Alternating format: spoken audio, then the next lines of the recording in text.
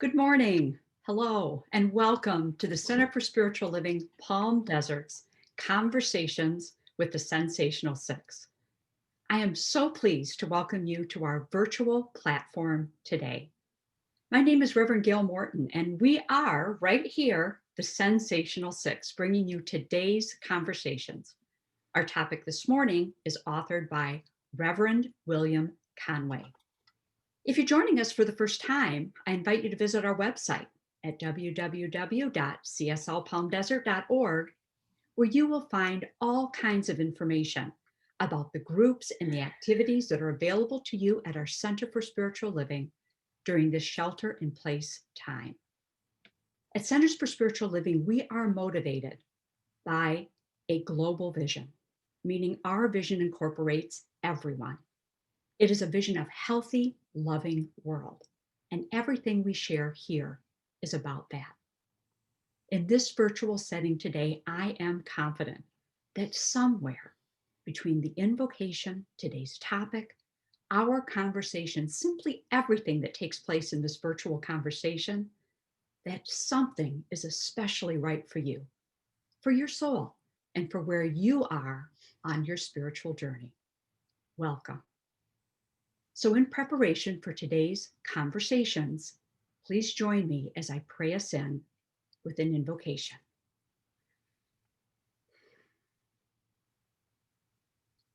Closing your eyes if comfortable, or perhaps just lowering your gaze. Please take a deep breath in and then a long exhale out. As I begin by recognizing this now moment, this beautiful, amazing present moment, and then recognizing divine energy, this brilliance, this love, this lovingness that is everywhere present. I am so grateful to know that this aliveness of being is the very essence of all that is, and it is the only thing that is going on. So I know this time together is a time of joy, of harmony, of peace, and of love. It is a time to learn something amazing, a time to take something beautiful into each and every heart that will continue to grow as days grow forward. I bless each person here, knowing every mind and heart is exactly where it needs to be, and every word spoken will speak to each mind and heart in a perfect way. Please join me in saying, and so it is.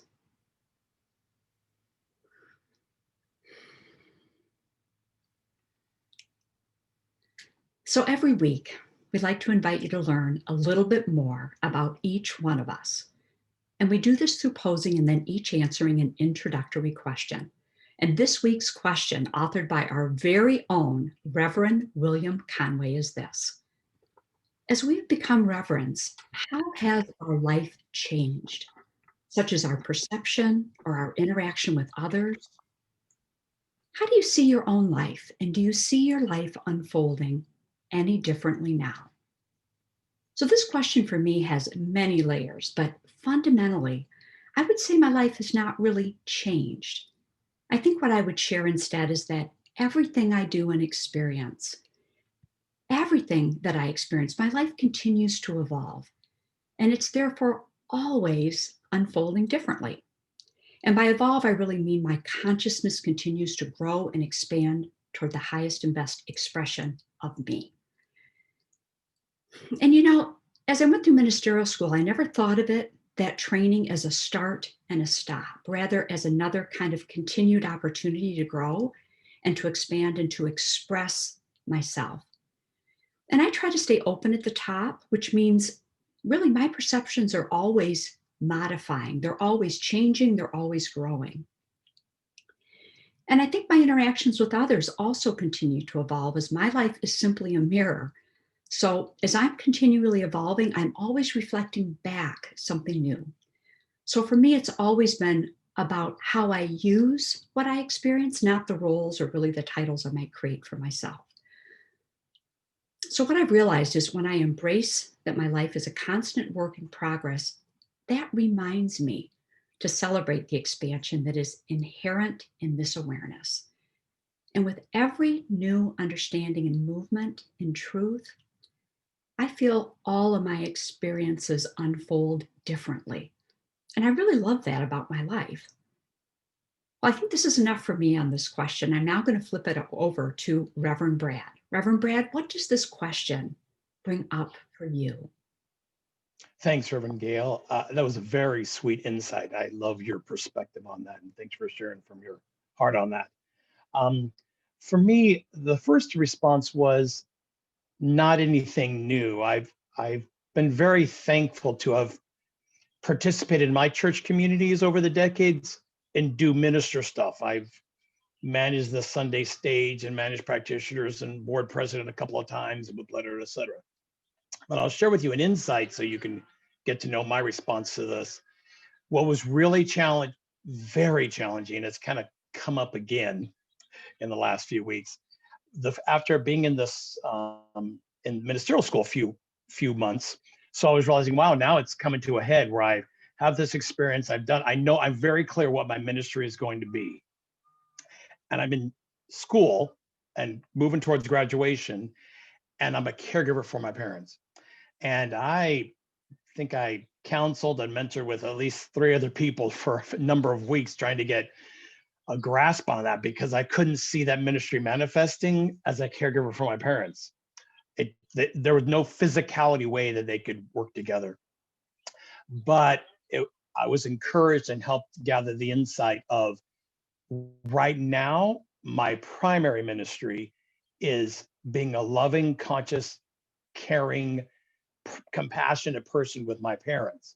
And my teammates here have heard this before, but it's coming to a head of, gosh, I really wanna, and it's making me go deeper into the microcosm of what my life is and how can I express even more of the infiniteness of compassion of spirit right here in the living room and at the kitchen table, knowing that will contribute however currently or future ministries show up for me. So that was a huge shift for me a few months into schooling. And it still continues to be a revelation and something I work on. So, how about you, Reverend Cheryl? How's it shifted for you?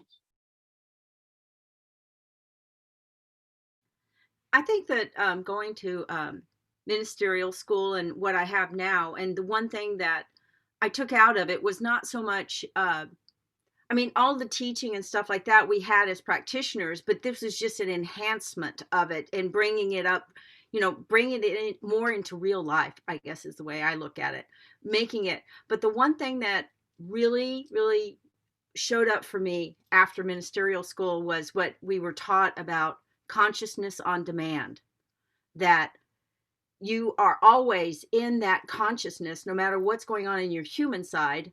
You always have that consciousness is always right there. So it's the ability to recognize that and tap into it instantaneously. And a lot of I'm reading this really good book. It's like How to Think Like a Monk. One of my friends, Renee Beal, told me about it.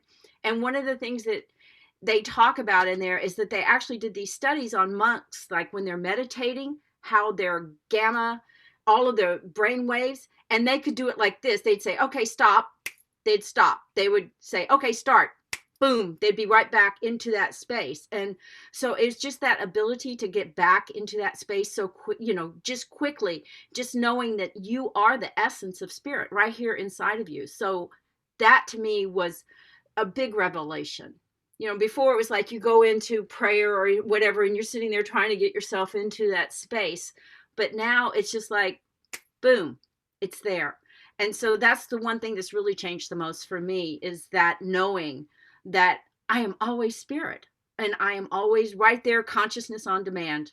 So I'm going to turn it over to Reverend Dale and see what she has to say about it. Thank you, Reverend Cheryl. For me, as far as what I do and how I show up in the world, I think I've been coming up and showing up as a minister, because as a practitioner, I was given a lot of responsibility at our center. And so I already stepped into that type of leadership role. But for me personally, getting that REV in front of our names, it raised the bar for me. Because for me, the way that I think the job of a minister is to really, I don't know, it's to be very mindful of your authority, and that people are watching you and that you influence people. And so it really causes me to turn and examine myself and how I'm showing up in an even deeper way. I don't want to say just a practitioner, because being a practitioner is an awesome thing, and I'm still a practitioner no matter what. But it really was a call to be more careful about how I'm influencing people and being mindful of that. Another great thing, though, that it did for me is it opened up a greater field of possibility for me, because being a minister allows you to do more work in the world because of the esteem of being a minister. So it's allowed me to open my eyes to a bigger field of opportunity for me to serve in the world, and that's been really, really great. It just really, it's a cool thing. And to be quite honest with you and just very transparent, I feel, we're kind of prepped to enter into ministry and getting that REV in front of your name, but you really don't know what it's going to mean for you personally. And the first few months I was really at odds with myself, because I didn't know what it meant for me and how it was going to change my life.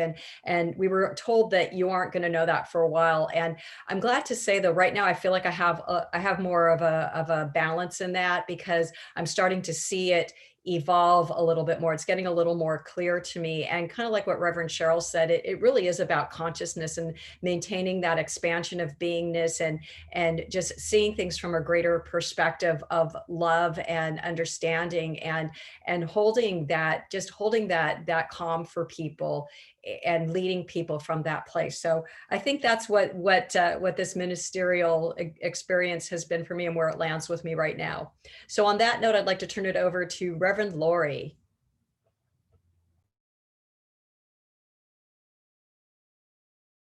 Unmute, Reverend Lori. We can't hear your great words. Oh my goodness. I hardly Unmute, ever Cheryl. You pulled a Cheryl. do that. I pulled a Cheryl. So for me, the journey to get here has been so amazing. It just really, it deepened everything for me. It brought me to this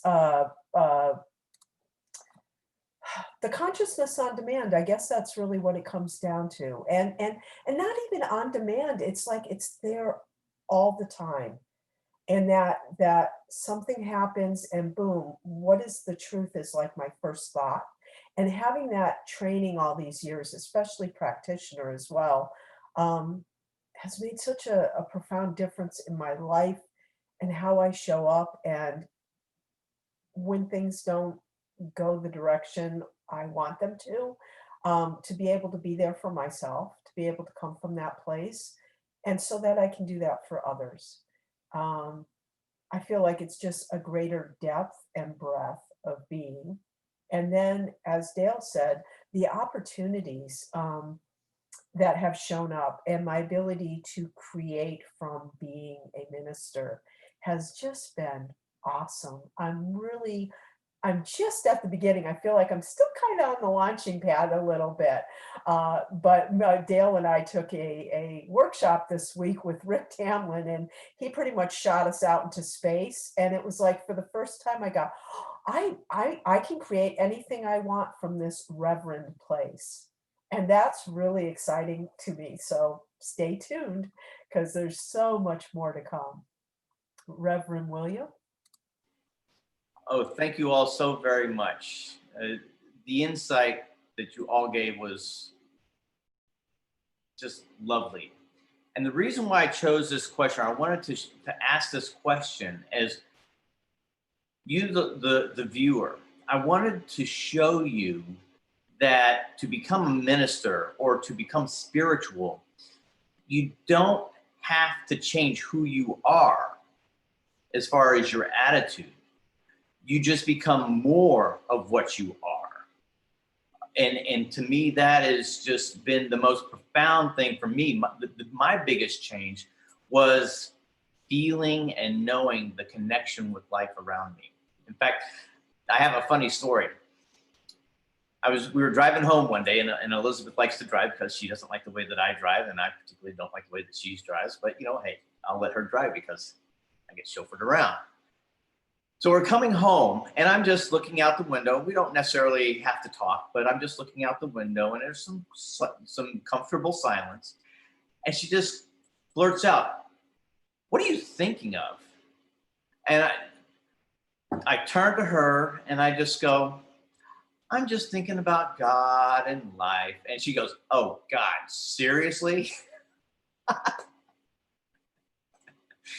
But it's true. I mean, I think about that. I see all of life around me so much differently now. I still am the person who I always have been. But through this spiritual teaching, I've just gotten more connected with my true self, that spiritual side. But I can still be the rebel, that loud rock and roll music, the over the top, just in your face type of person. That doesn't have to change, but it's your awareness of your connection to life. That is what being spiritual is about. And if you are thinking that you have to change to be spiritual, I'm here to tell you, and all of us have shown you, that you don't have to change who you are. You just become more of who and what you are. And so I just want to thank everyone for their insights and sharing their life. Now, as we get into this day here, the topic that I picked out is listen to your intuition. The spirit is you. And the reason why I picked this particular topic is, if you've watched the show or you come to the center, you know that my form of meditation is riding my motorcycle. And that's where I go to just calm down and just to, again, view life and to view nature. Well, I drove out to Temecula to get a new front tire put on this past weekend. As we're driving home on Sunday night, I'm driving home, everything's good, but about the time I got to Morongo, I noticed that something was a little bit off. And I'm thinking, well, they've done some construction on the freeways here, so maybe it's just the freeway's a little bit rougher than normal. And I just was okay. I mean, and I kind of did some things to see if maybe it was a flat tire, and it wasn't. And so I kept on going. Well, by the time I got into the valley and I just passed Indian, I really started to get concerned because it just didn't feel right. So I pulled off to the side once we got to Gene Autry exit. Lo and behold, this brand new tire that I just had put on had bubbles on it and was coming apart. In fact, it had actually created this flap. And the reason why I'm telling you this story is that intuition inside myself said, hey, take a look at this. And so what I want to talk about is the insights and that intuition that each of us have had, I'm sure. I'd like for us to share about that, again, to show you, the viewer, that even though you may not have the reverend or you may not be a practitioner, it doesn't mean that you are any less connected to spirit than any of us. But by listening to that intuition, that is the God self within you. And you need to listen to it, cultivate it, honor it. And you will find that your life becomes more enhanced in every area of your life, because there are no limitations of who and what you can do. It's only limited by the thoughts that you have about yourself. So with that, one of my first questions, or I want to do a quote, and it's actually kind of cool how I picked intuition. And intuition is on the very first page of The Science of Mind. And I'd like to read a sentence. So take a listen to this. Yet any scientist who refuses to accept intangible value has no adequate basis for the value which he has already discovered. Revelation must keep faith with reason and religion with law, while intuition is ever spreading its wings for greater flight, and science must justify faith in the invisible. We're now talking about quantum physics. That's the big buzzword, where science and religion and that quantum realm are bringing these two, what used to be, was it dichotomy, or two opposite ends of what used to be considered a spectrum, are now becoming and being seen as one thing. For the Science of Mind book, textbook, for Ernest Holmes to talk about this in the very first page has a lot of weight, and a lot of people just pass right over that. But today I want to delve into this, the intuition that you have within yourself, and cultivate that. This is what our subject is today, and I open it up. Please, Reverence, give us some input.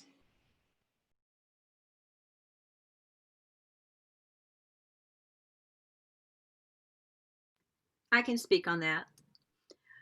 What there was a book that came out a long time ago. I can't even remember exactly when it did, but it spoke about our intuition and how the more that we seem to evolve, the less we seem to trust it, because we've been taught, a lot of times our parents will say, oh, you're just imagining it. Or if you have a feeling, you call it whatever you call it, you have this, there's something not quite right here, and you've been taught, though, don't be so critical. Don't do anything that's going to, you're just imagining it.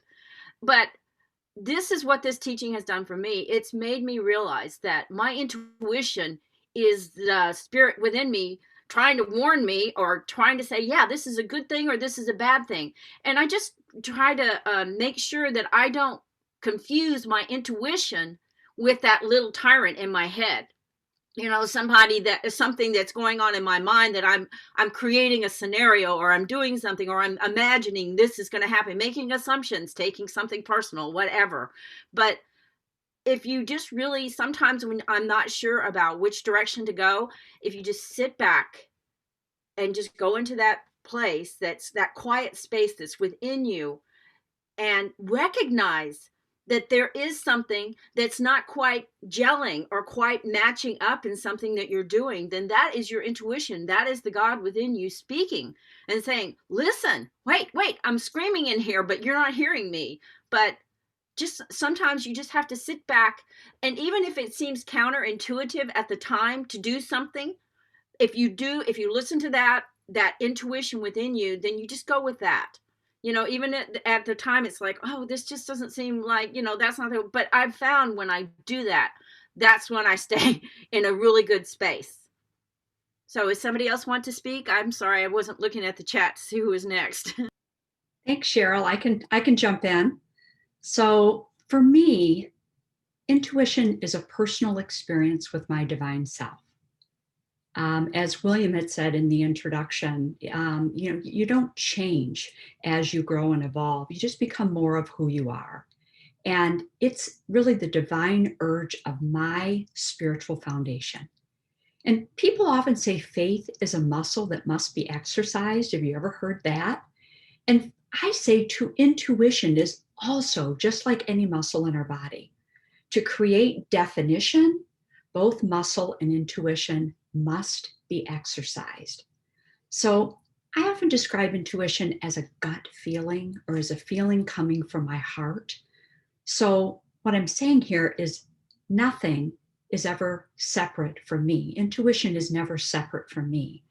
And as we all learn to honor these signals, whether you call it a gut feeling or something else, we can bring forth more of our divine potential and do that more of the time.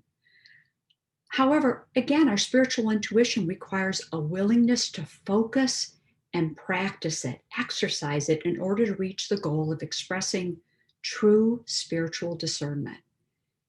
And learning to trust this inner knowing is key, isn't it?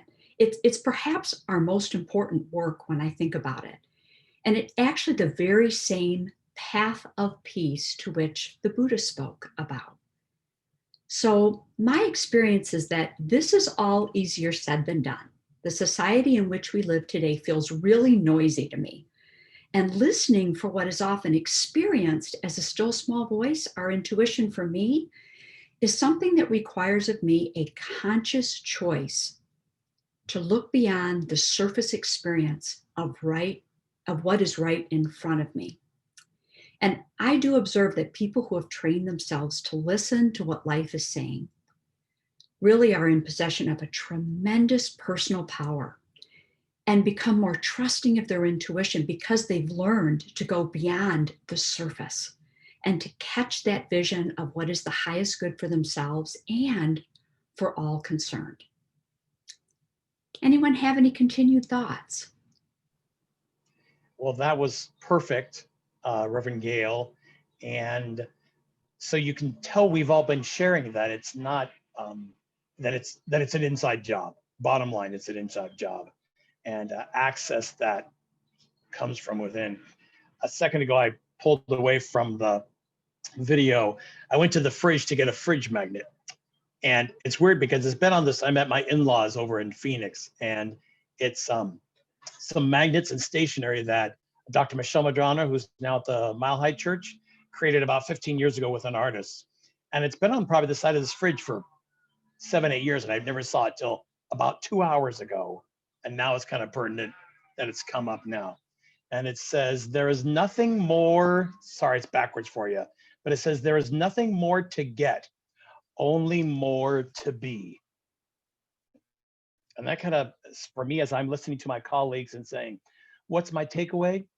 If I could put Reverend Gail sharing on a bumper sticker, it'd be reminding me it's an inside job. And there's nothing more that I need to do out there. It's like, how more can I do more within here? Because with that happening, for me, it shows up like in the last 36 hours, 3 family members and I were thinking of each other, and somehow we just got in touch with each other. And we hadn't chatted for weeks. And I'm at my former in-laws visiting for a bit. And my mom said that morning she woke up in her prayer. She goes, I got to call Brad today and see when he can come over and visit. And about 90 minutes later, I'm texting her, hey, can I come over for about 30 hours just to visit and hang out? I've got coverage for my parents. So that's a great way to live. It's not always easy to do it all the time. But working with your practitioner and your minister and partnering in prayer and doing your spiritual practice, that a parent doing can help you more with your being.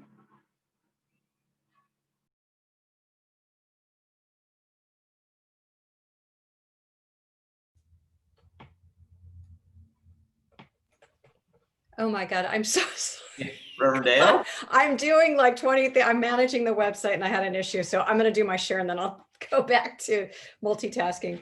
So what I wanted to share right now, Dr. Laura and I are teaching our year 2 of practitioner training, and we're reading from the book 7,000 Ways to Listen by Mark Nemo. And he has this great definition of intuition, because what he's talking about in this first chapter is that listening to our intuition, a lot of like what everybody else has been sharing. And he says this right out of the gate, the first page. He says, to intuit means to look upon, to instruct from within, to understand or learn by instinct. And instinct refers to a learning we are born with. So intuition is the very personal way we listen to the universe in order to discover and rediscover the learnings we are born with. As such, intuition is a deep form of listening that, when trusted, can return us to the common, irrepressible element at the center of all life and to the oneness of all things that surrounds us. And I love that. And I know Reverend Cheryl's a big fan of Don Miguel Ruiz. And in the 4 Agreements, he talks about how we get separated from that knowing, that inner knowing, as we are inculcated into our culture. We're learned to turn away from it and look at the culture to feed us and to instruct us. And what I love about our teaching is that we we teach you to find that inner voice. And we do it through spiritual practice, through meditation, through reading, for just turning to the silence within and opening up that inner ear that allows you to see what's needing to be known or heard from your inner wisdom, because it is all there. And I find that the more I am in my spiritual practice and the more I'm in this teaching, my intuition gets stronger and stronger. It's not like I just have gone to one set point and I stick there. I find that with time and practice, my intuition just continues to get deeper and stronger because I'm able to listen and I trust myself more and more. So I would say listening to intuition is a practice, and start today to start developing your connection and to reestablish that channel, because we all have it. And I think that's important for us to know, that we all have it. And so it's about exercising that muscle, which I think somebody else mentioned that. And so I'll turn it over to whoever's following me. Go ahead. That's me. So I absolutely agree. It is a practice. It is a skill set.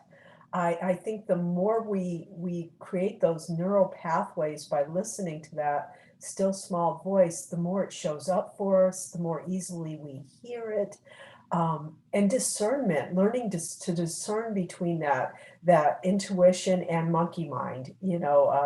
Reverend Cheryl calls it the tyrant. For me, it's monkey mind because I love the visual of monkey mind, right? Because I can make my monkey kind of cute and it's chattering and it's annoying, but it has its place. And so I think when I got that there was a difference, that not everything happening in my head was coming from the same place. Like some of it, monkey mind, it just comes from a reaction from the amygdala. And it's always in worry and doubt. It's always got something going on, some kind of drama. Something, don't do that. That won't work out. It's always justifying. It makes stuff up all the time. And just recognizing my own monkey mind and being able to say, okay, that's simply not true. Thank you for sharing, patting my monkey on the head and kind of putting it off to the side. And then, okay, what is the truth here? And that's that still small voice that always says all is well. I mean, for me, that's the key: discernment. Monkey mind is in, but the still small voice, it just says, you know, you might want to do this. And it doesn't seem to have attachment, whether or not I'm listening. Now, I have attachment. I've learned to be attached because every time I've dismissed my intuition, I've regretted it. I've always gone back and went, oh God, I knew that. Why didn't I listen? And so now, even when I hear something, and occasionally it's something I don't want to hear, right? It's telling me something. I'm going, no, I don't know. No. Okay, but yes, I can say no, no, no. But if I really get that it's my intuition, it shifts very quickly to a yes. What is there for me to see here? What is there for me to know? And it always points me in a direction that is peaceful and expansive. So to me, it is a spiritual practice and a skill set that is really worth putting some time into. So who would like to go next? I am I'd be happy to jump in, Lori. okay. So I love the point that Lori brought up. We have talked here about our spiritual practices and how they help us to hear that still small voice. But how many of us just dismiss that small voice, as Lori said, when it's there? I know that I do. In past experience, I have completely ignored my intuition, only to realize in retrospect, wow, I should have listened to that still small voice within. And I can tell you what a great teacher these experiences have been, and absolutely the best teacher. And from these experiences, I've come to realize that it's really through my daily choices that I experience the divine flow of spirit as my life. And in spiritual practice, as Dale had said, we develop that capacity to honor this voice every time we quiet our minds, center our thoughts, enter into silent prayer and meditation. That helps us to connect with our spiritual nature. And personally, I've been aware of this inner spiritual intuition ever since I can remember. And I've often relied on my gut feelings when I'm seeking divine guidance for a particular decision I need to make in my life. I often listen to that voice within to call someone, as Brad had mentioned, to do something or move in a particular direction in my life. But alternatively, sometimes I have really fought against and actively resisted my intuition with, for me, rationality. That's a big one. Doubt and sometimes fear. And at other times, I've just simply ignored it and didn't listen to that intuitive urge expressing as me. However, what's been important for me to remember, whatever choice that I make, is that past choices not to listen never prevent me or anybody else from experiencing the power of their spiritual intuition right here and right now. It's always a choice. Oh, that is so wonderful. I love that bow you just put on this. And the insight that Reverend Lori and Dale had about building. Because one of my next questions was listening, or a statement, listening is a building block. How are you allowing your spiritual home to be built? And Ernest Holmes says this: intuition is God in man, revealing to him the realities of being. And just as instinct guides the animal, so would intuition guide man if he would allow it to do so. Again, your life, our life, the life that you are living, you are the director of that reality. And another question that I have is, why is it that we have a tendency not to trust or listen to that inner self? I think that those two questions really, at this point, need to be side by side. Here we are talking about spirituality. It's not changing us. It's allowing us to be more of who and what we are. So allow that. Listen to the building blocks, that intuition. Time and time again, every one of us has shown that we should have, or things would have been different. But like Reverend Gale said, even though we did not listen to that intuition, that inner voice inside of us, your life isn't derailed. It only becomes more and more as you become aware of that intuition. So regardless of what your life may seem like right now, to those of you who are listening and watching, your life changes the instant that you change your thoughts about who and what you are. So those denials or those doubts that you have that were created as we were children, because most of the time we accept truths about ourselves based upon what our parents and relatives and those around us have thought about or said about us. Those don't necessarily have to be your truth. And that's one of the things I love about this philosophy, not so much of it as a religion, but about philosophy, is that you have the ability to create your reality. So regardless of what you've been told in the past, if it doesn't resonate with you and in that inner voice inside your head and inside your heart, if you know that not to be the truth of who you are, then you've already broken the chains of bondage. So I want some more of my fellow classmates to delve in and do some insights about that thought. Well, I've got some feedback from some people. First, I just wanted to share somebody at the top of our show, Lesia, who we love Lesia. A few of us are connected with Lesia. She's a practitioner at GTC, and she comes and joins us every Wednesday. And she says, love basking in the vibe of the Sensational Six. It's a love fest. And Lesia, we love you, and we're so grateful you're a part of our tribe. And she's been promoting us too on Facebook.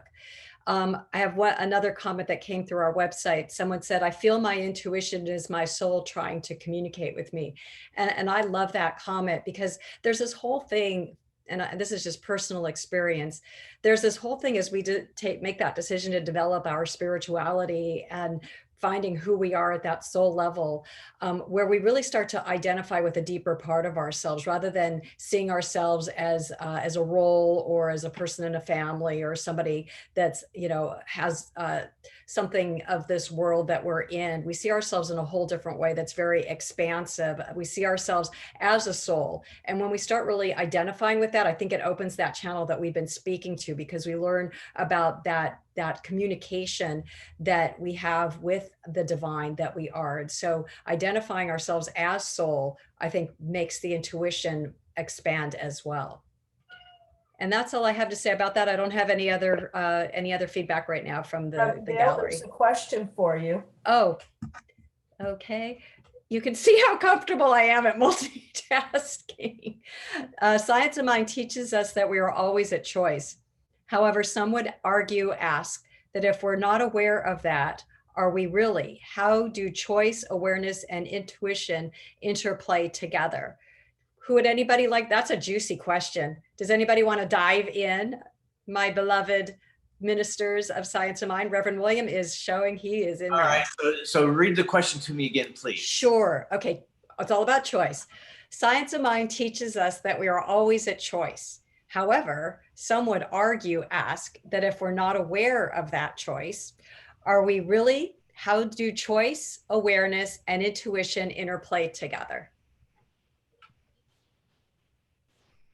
First and foremost, you have choice. Whether you're aware of it or not, the fact that you choose one thing over another is your divine self choosing and creating that particular path that you're on.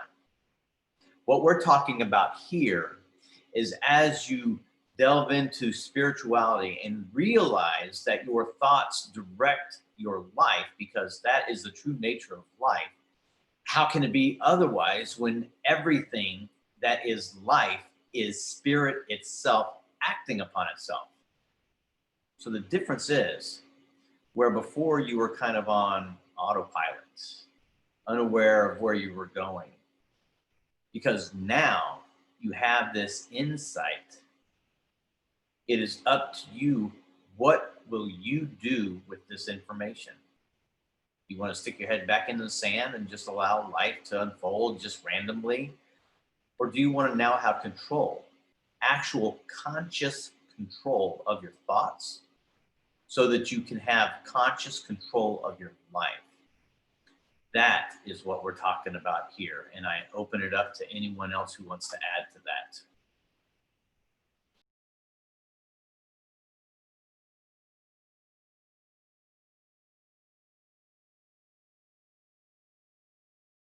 I'll grab the choice topic. Sorry, some of us had to read the question that came from a different place. You know, we are always a choice. I think it's silly, that phrase that we choose our parents. We don't choose our parents. I don't choose that if I get in a car accident. It's just still about consciousness, right? So if we can be in conscious choice, and through prayer, that's what we do. We consciously direct the law to manifest what we want. And it impersonally listens to our conscious mind. So then our subjective mind says, that's it. That's the truth. I'm going to create that for Brad in his life. It's a done deal. So even if I'm not aware of that, there's still something within me that's always creating my life. It's the phrase, there's one life, that life is God, that life is my life. Except, no, there's no exceptions. It's always doing that way. So whether as far as selves or we're observing someone, life is always reflecting what's within us. And if we can be more consciously at choice about that, oh, life gets more amazing, as we've all been sharing about our intuition here. So, and who's next?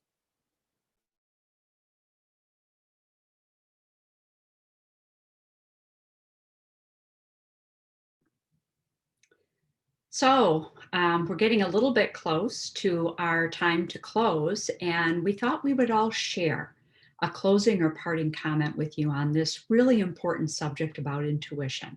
So these are my final thoughts. So for me, intuition is like a beautifully wrapped gift. like a beautifully wrapped gift that maybe Mimi Nichols, one of our practitioners, would create for all of you that know her. And how many of us would say, no, thank you, to a beautifully wrapped gift placed before us, no strings attached?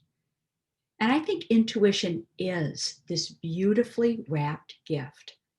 And we can all misunderstand the nature and purpose of our spiritual intuition. That happens to all of us.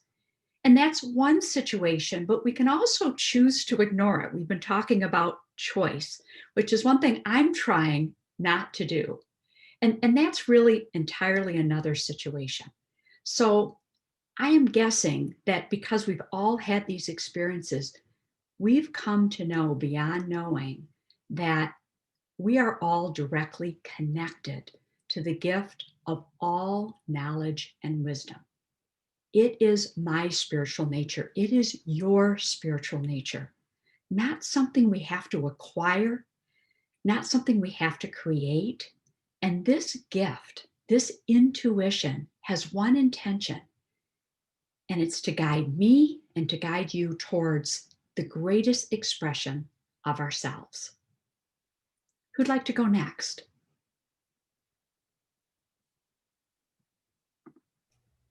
Am I next? I'm not sure. Is that a thumbs up? Okay.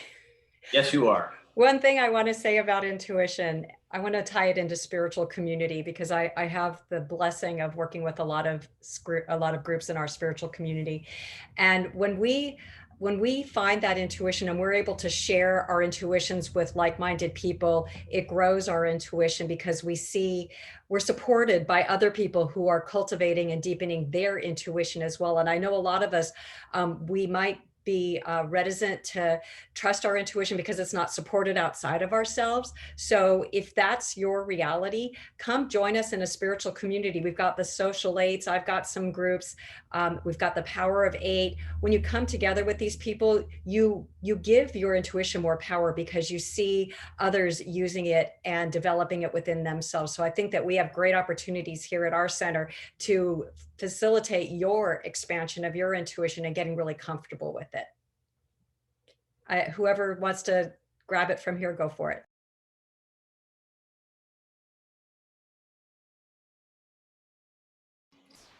I just I want to can do one closing comment, a little bit off topic, but again, talking about spirituality and becoming one with all around. Like the story I said at the beginning of the hour about me looking out the window and I was thinking about God and just kind of rolls her eyes at me. One thing that I have noticed by becoming spiritual, I am a lot more emotional, especially when I'm watching programs like movies and things like that. I was always disconnected emotionally. And I think it's part of the reasons the way I was raised and that sort of stuff. And it's not a boo-hoo. It just was. But becoming spiritual reconnected me to everything around me. And I have a funny little story. And I think that Reverend Lori will like this one.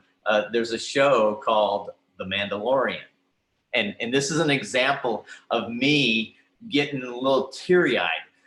Well, there's a character called Baby Yoda. And if you've on the internet, you may have heard about this big hoo-ha-ha about Baby Yoda, the cutest little thing. And so this Mandalorian takes this baby and was supposed to trade it in and turn it in for a bounty, but then, decides to keep it because it's the right thing to do. And as they're in this ship, there's a little knob and Baby Yoda goes to take it and wants to play with it. Well, the Mandalorian takes it away from him and puts it back on and just kind of scolds him or, shakes his finger or something like that. Like, don't do that.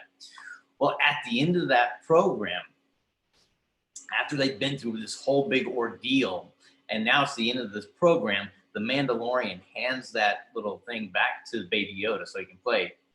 And even right now, just me talking about it, I can feel it welling up inside me because it's that type of love that I feel a connection to everything around me at all times.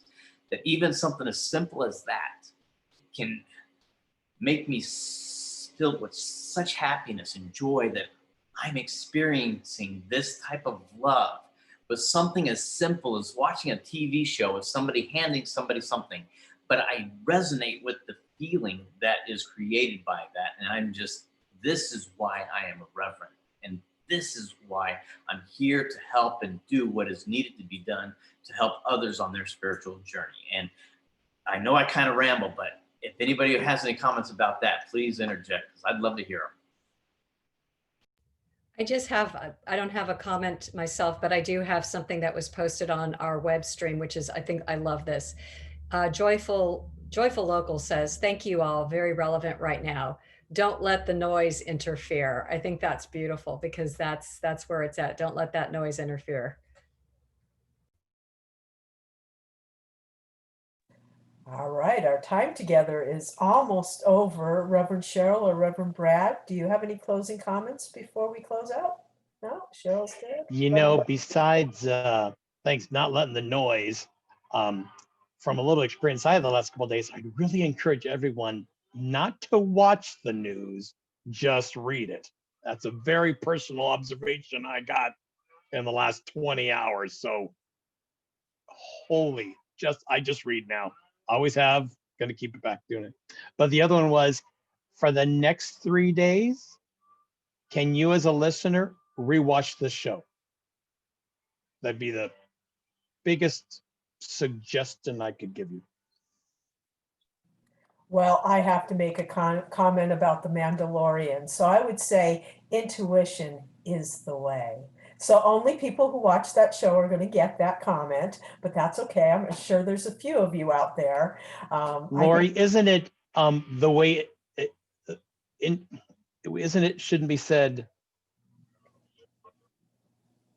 intuition the way it is? How do you say that in the backwards way of It is the way.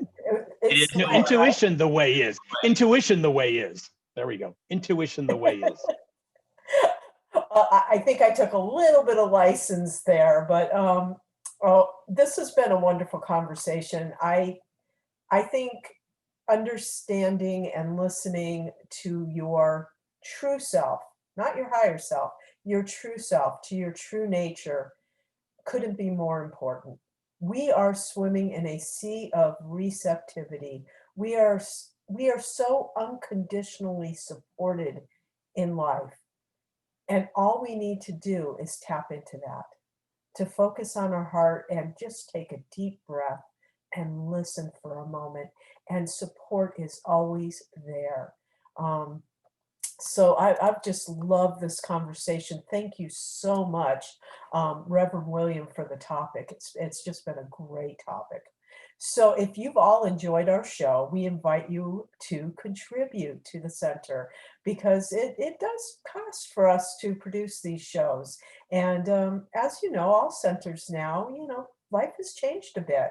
The doors are closed, but we are open more than ever. Literally, we are on 7 days a week. When is that, team? 10 at 10 o'clock every single day. We have something going on. And so tomorrow, Reverend Charles is interviewing Will Coleman, who has been on before. And so that, I am sure, will be a fabulous conversation. And the next day is Life on Love with Reverend Charles. We are still having our virtual prayer room every Sunday at 11 o'clock. And it's, all our practitioners, we rotate in. We have 4 or 5 of us that are there just waiting to enter a private room and pray with you for whatever you have going on in your life. And, come be with us, because that's why we're there. Otherwise, we're just looking at each other. So please come join us. We love being with you, and we love supporting you, and we miss being there in person. But I got to tell you, this virtual prayer room, it's wonderful because it's so private. And it's just, we've really worked hard to create a sacred space for everyone to come. Also, this Sunday, the CSL band is playing. And starting a week from Sunday, we are going live on our Sunday services. And Dr. Joe will be back. So definitely want to look forward to that. Is there anybody who has something that they would like to throw into the mix? Reverend Dale? I started a class yesterday, spiritual resilience, and it's not too late to join in. If it's something that's calling to you, just email me at revdaleo@gmail.com and I'll send you all of the details. That's it. Wonderful. Thank you. All right. So with that, our time together has come to an end. And I just want to thank everybody who's tuned in on the website and on YouTube. And thank you for your input. We just appreciate you so much.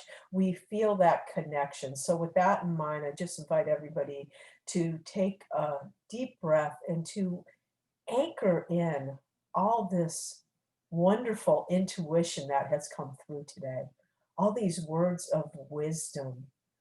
And what I know is that every single person listening in this moment or in any moment in the future is divine intuition, is the essence of all good, all receptivity, and is unconditionally supported by life.